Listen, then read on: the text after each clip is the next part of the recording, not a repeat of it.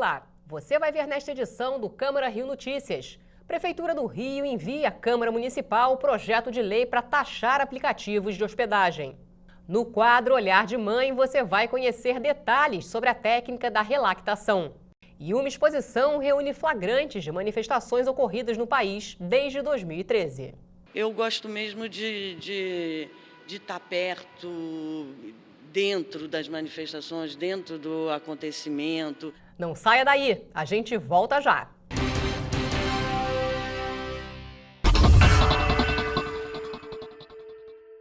O Rio TV Debate desta semana vai falar sobre acessibilidade cultural. Uma lei federal garante este direito a pessoas com deficiência. Mas será que ela é cumprida? Para responder a essa e outras questões, convidamos a Cláudia Werneck, fundadora da ONG Escola de Gente, o ator João Vitti e o intérprete de Libras, Jadson Abraão. Não perca aqui na Rio TV Câmara. Até lá!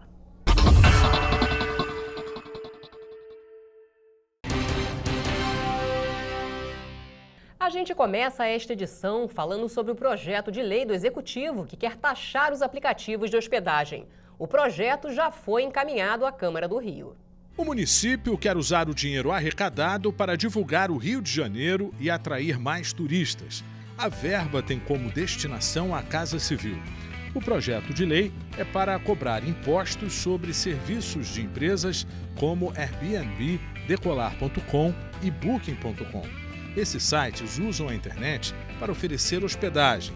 Com essa iniciativa, as condições desses portais virtuais seriam iguais à rede hoteleira.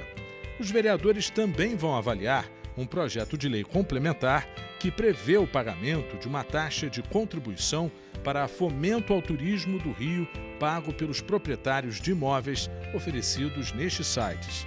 Esse pagamento seria facultativo para os hóspedes. Na sessão ordinária desta quinta-feira, os vereadores rejeitaram por 29 votos a 5 em primeira discussão o veto do Poder Executivo ao projeto de lei que garante a obrigatoriedade em destinar áreas para estacionamento de bicicletas em locais de grande movimento de público e em locais privados. O único projeto de lei aprovado em primeira discussão por maioria simples foi o PL do Poder Executivo, que garante a prioridade de matrícula para crianças com deficiência na educação infantil, creches e pré-escolas da rede municipal de ensino, e também no EJA, Educação de Jovens e Adultos, no período diurno. O projeto de lei também determina a ampliação de salas de recursos e a criação do cargo de agente de apoio para a educação especial, além do profissional intérprete de Libras, a linguagem de sinais para deficientes auditivos.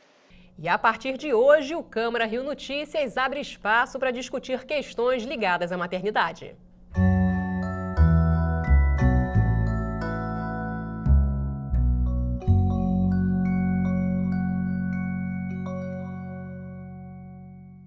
Olá, está começando o Olhar de Mãe, um programa que vai discutir temas ligados à maternidade de uma forma muito especial. Você já ouviu falar em relactação? Pois é, muitas mulheres só ficam conhecendo esse método quando realmente precisam. Ele é usado quando a mãe produz pouco leite. Para explicar melhor como isso funciona, eu vou conversar com a Thaís Boldin, que é mãe da Luísa, de 1 mês, que precisou recorrer à relactação. Muito obrigada pela sua presença, Thaís. Obrigada a você. Como é que você ficou conhecendo esse método e por que você precisou dele? Bom, eu conheci o método porque eu tive para o meu parto uma doula, né, que acompanhou o meu parto, e ela também é consultora de amamentação. Antes de eu engravidar, a gente já sabia que eu poderia ter um problema de amamentação porque eu fiz cirurgia de redução de mama há uns anos atrás. Então, eu já sabia que eu poderia ter problema por ter mexido muito na minha mama e eu ter menos dutos do que uma mulher normal, né? E quando ela nasceu, de fato, a gente constatou o problema que eu saía pouco leite, que não seria o suficiente para ela ser amamentada exclusiva pelo peito, né?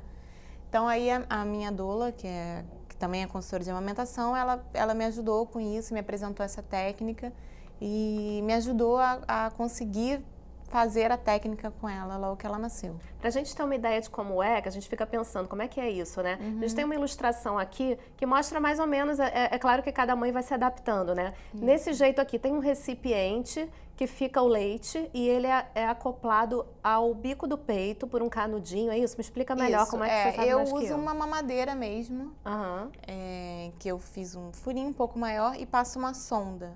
Sim. Né? Uma sonda bem fininha, assim.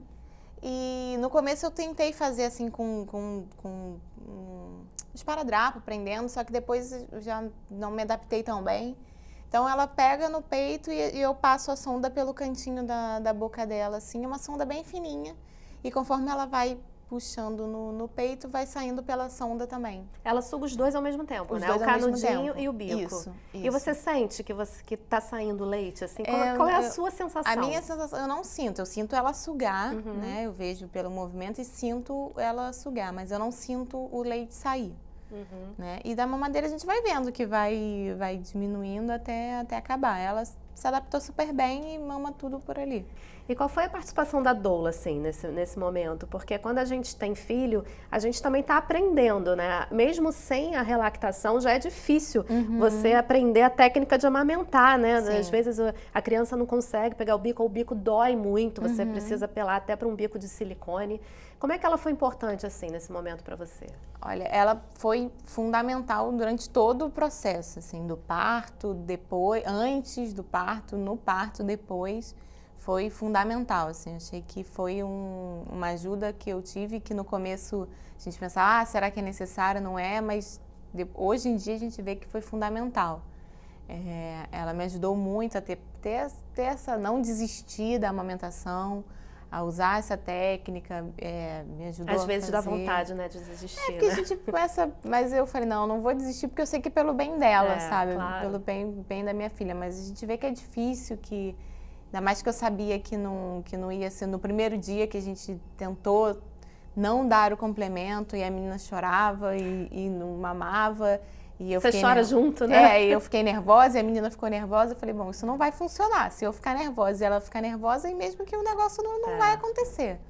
Aí ela me acalmou, falou, não, vamos lá, vamos tentar essa técnica, vamos ver se consegue, não dá para deixar a menina passar fome, então vamos tentar. E deu super certo de cara, a gente conseguiu fazer. Hoje em dia a gente já tá no esquema, já consegue fazer direto, assim. Essa é uma nova profissão, né, que está surgindo, consultora de amamentação, né? É Sim, muito comum, né, sim, as mulheres grávidas. Recorrerem a isso, assim. E eu achei bem importante, assim, foi muito bom para mim, para me ajudar nesse processo mesmo e fazer com que ela não largasse o peito. E você indicaria a relactação para outras mães? Com certeza. Acho que assim, acho que acontece, né? Nem todo mundo produz por milhões de motivos, né? Não só como o meu caso, mas mesmo eu acho uma mãe que nunca tenha feito cirurgia, às vezes existem outros né? problemas, outras coisas acontecem, né? E pela carinha dela, já gordinha, Já né? tá. Com um mês, dá pra ver que ela tá muito bem alimentada. Tá bem alimentada, tá saudável, tá bem, graças a Deus. Muita saúde pra ela, muito obrigada por dividir essa experiência com a gente. Obrigada a vocês. E que ela fique bem saudável sempre. E você produza muito leite. Obrigada. Obrigada, Thaís. Obrigada. Olhar de Mãe fica por aqui. Até a próxima. E você vai ver depois do intervalo. Uma exposição reúne fotos das manifestações que tomaram as ruas do país a partir de 2013. Graças à sensibilidade de quem estava por trás das câmeras, as futuras gerações terão a oportunidade de se sentir no meio do fogo cruzado, dentro do ônibus incendiado, no inferno testemunhado pelos fotógrafos. Uma leitura política da história do Rio no contexto local e no nacional. A República surge com uma ideia de tornar o país mais livre. Revisite momentos marcantes da política brasileira com análise de especialistas. 15 de novembro de 1889, o Brasil não dormiu império e acordou república. Nós tivemos 4 meses de estado de sítio por conta da revolta da vacina.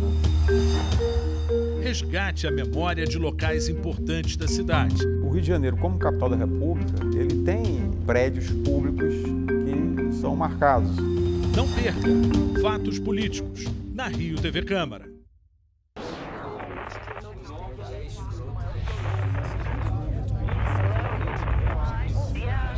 Você já passou por isso? Conhece alguém que esteja passando? Se você já sofreu alguma violência na internet, não sabe o que fazer nem como denunciar, nós podemos ajudar. A SaferNet oferece um canal gratuito de orientação e apoio, além de explicar o passo a passo de como denunciar crimes na internet. Você será atendido por um profissional, com respeito, anonimato e estrito sigilo sobre tudo o que for dito. Juntos, vamos fazer da internet um ambiente mais seguro, onde todos possam exercer sua liberdade com responsabilidade e respeito. Entre em contato com a gente, estamos prontos para te ajudar. Helpline SaferNet. Navegar com liberdade é navegar com segurança. Acompanhe as discussões e votações que acontecem aqui no plenário da Câmara Municipal. Assista na Rio TV Câmara. Uma pesquisa da FEComércio revelou que a inadimplência e os níveis de endividamento das famílias no Rio de Janeiro caíram no mês de agosto. Para comentar os resultados da pesquisa, eu recebi aqui no estúdio João Gomes, economista-chefe da FEComércio. Muito obrigada pela presença. João, quais foram as principais constatações dessa pesquisa? Olha, tem um ponto principal que a gente pode destacar, que é a queda da inadimplência. Então, ela ficou mais ou menos ali próxima, né, do que a gente tinha no mês imediatamente anterior, mas já vem numa trajetória de queda bastante significativa, dados esses últimos anos de crise. Então, pelo lado do endividamento, teve mais ou menos constante, né? Ou seja, é bom lembrar que o endividamento... Mas teve uma pequena queda também, né? Em comparação ao mesmo mês de 2017. Pois é, mas isso, verdade. Mas assim, eu digo que ao longo dos últimos anos, né, a queda é muito mais expressiva, né? Porque você teve anos de crise muito forte, né? E aí você tem nesse momento agora de recuperação. É interessante que teve momentos na economia, né, de vários problemas, por exemplo, de não recebimento de 13º salário, que aqui o Rio de Janeiro ele tem um peso muito grande do funcionalismo público. Então você recebeu aí, né, nesse período mais recente, as pessoas recebendo esse recurso e canalizam para o pagamento de dívida. Isso com certeza ajudou nesse número agora desse ano, dado que as pessoas aprenderam, né, ao longo dos últimos anos também, a crise intensificou isso, a como gerir melhor o seu dinheiro. E o outro ponto também que mostra isso é o nível de endividamento. O endividamento é uma coisa, né, as pessoas estão com as suas parcelas, e a inadimplência é outra, com essas parcelas em dia ou não, ou com o próprio pagamento de dívidas específicas, seja do carro, do carnê, do cartão, etc. Então ele está com um nível mais ou menos constante, de 60%, 61%. Então é um movimento interessante que mostra também o amadurecimento da população nesse ponto financeiro, né? Tanto na administração da dívida quanto no pagamento dela. Agora, João, a que você atribui essa queda, né? Tanto na inadimplência, que foi um percentual muito maior, tanto no endividamento? Olha, o Rio de Janeiro foi o epicentro da crise econômica nacional, né? Então, assim, com um período muito mais grave em 2016, mas 2015, 2016 e 2017 foram anos bastante difíceis, né, para o estado do Rio de Janeiro. E agora, nos primeiros meses de 2018, né, apesar de não ter tido uma recuperação significativa, mas há um movimento ali de melhora, mesmo estando no terreno negativo. Estou falando de um dado de atividade econômica do Banco Central. E no ano em que o país também está em crise. Pois é, mas o país ele já recuperou um pouco. No momento em que em 2017 o Brasil fechou com a taxa de crescimento de em torno de 1%, o Rio de Janeiro caiu 2%, entendeu? Depois de ter caído 7% em 2 anos. Então, assim, e agora em 2018 o Brasil está ali próximo de 1%, o Rio de Janeiro próximo de 0%, recuperando, mas ainda em terreno negativo. Então, assim, esse movimento deu um susto, né, nas pessoas que vinham aí na última década, nos últimos, né, se a gente for recuperar desde o Plano Real, a gente fala muito mais, né? Isso é um processo de consumo muito forte, avançado, tal, de maneira estruturada, mas que dos últimos 5, 6 anos não foi muito assim, né? Que o processo foi um pouco artificial. Então a gente não quer consumo artificial, a gente quer consumo sustentado de forma permanente. Então esse susto valeu para que agora tivesse, ao receber novos recursos, como aconteceu, uma melhora na renda aqui, outra ali, como a gente observou, nada muito forte, né, mas fosse canalizado primeiro para organizar a sua vida financeira para conseguir consumir de uma maneira estruturada. Dá para fazer alguma projeção com relação à dívida, já que o fim do ano está se aproximando e com ele, obviamente, vem o 13º? Pois é, a gente no Rio de Janeiro ainda não tá numa condição de, no acumulado, né, total do período, né, aqui do ano, de dizer assim, não, a gente vai ter um saldo líquido de vagas, né, entre admitidos e desligados ali pelo CAGED, extremamente fabuloso e que vai fazer com que, dado esse emprego formal, você tenha uma entrada mais forte de férias e 13º, né, por conta da CLT e tal. E a gente via muito isso, né, no período favorável, porque você tinha um estoque de pessoas muito grande, trabalhando, né, no emprego formal e com o CLT, então entrava esse período de férias de 13º final do ano, você pegava sempre a primeira parcela para canalizar para o pagamento de dívida, né, e a segunda vinha sempre para consumo. Porque a segunda é muito mais próxima do Natal, que é uma data em que, obviamente, o carioca consome muito. Sim, mas isso é verdade, sem dúvida. Mas a canalização para o pagamento de dívida, para você sanear suas contas na primeira, era interessante, né, porque mostra que assim, eu estou me preparando para consumir de uma maneira sustentada. Mas, assim, nos últimos anos a gente não teve muito isso, mas esse ano vai ser menos pior do que os outros, né? Então, assim, eu acredito que... mas o exercício também já foi feito, né?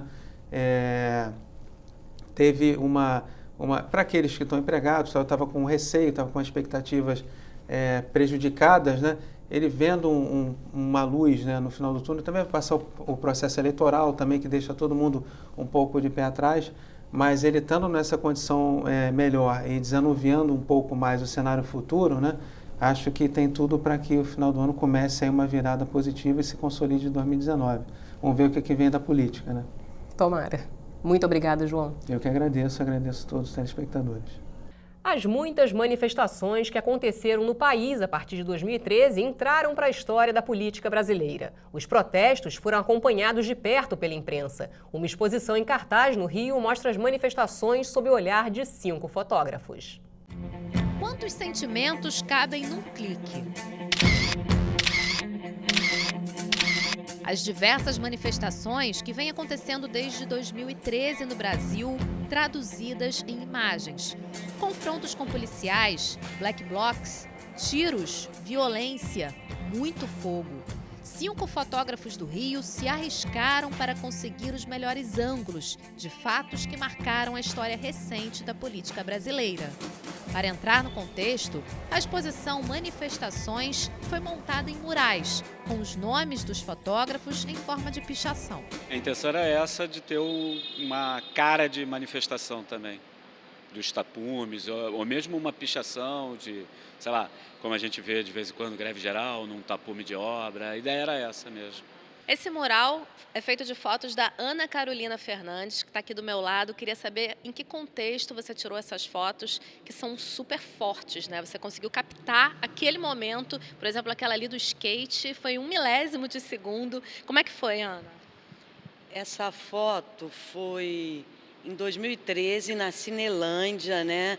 Foi um dos dias mais, assim, de confronto mesmo, bomba, tiro. Tava eu, assim, e esse skatista vindo. E eu imaginei que ele fosse pular, porque eu já tinha visto essa cena uma outra vez ou outras vezes. Eles sempre pulam, né? Você vê que ele tá com o rosto tampado. Então eu só me posicionei e fiquei esperando se ele pularia, né? E ele pulou e eu fiz a foto e que ficou bacana, né? A gente vê muito fogo, né, Ana? Você se arriscou para fazer essas fotos. Eu gosto mesmo de estar perto, dentro das manifestações, dentro do acontecimento, ali de certa maneira, né? Como assim, né? O espectador, as pessoas que veem a foto, elas se sentem mais dentro do acontecimento mesmo. Parece que estão ali junto comigo, né? Você sente o clima mesmo. Ao olhar para essas fotos, a sensação é de que o tempo parou naquele instante. Graças à sensibilidade de quem estava por trás das câmeras, as futuras gerações terão a oportunidade de se sentir no meio do fogo cruzado, dentro do ônibus incendiado, no inferno testemunhado pelos fotógrafos. Essa foto do ônibus, né, ela foi uma foto muito feliz, digamos assim, porque ela ficou na final, né, entre as 21 fotos do concurso da agência Magnum, né, de 2017. Quando eu estava saindo, assim, eu vi esses ônibus, tinham 2 ônibus, um já tinha pegado fogo, que é o que eu entrei, estava todo quebrado. Então eu entrei nesse outro ônibus para fazer a foto da janela. Então, sabe, eu acho que eu tive a felicidade, inclusive eu posso dizer que esse rapaz passando... Tranquilamente, inclusive. Eu não o vi na hora, sabe? Eu só vi quando eu abri a foto. Então, eu acho que ele dá toda uma composição para a foto, né? Ele estava passando ali. Mas foi uma foto tensa, né? Porque eu estava num ônibus, fotógrafo muito perto do outro. Medo, revolta, dor, indignação. Em apenas um clique, cabem todos esses sentimentos.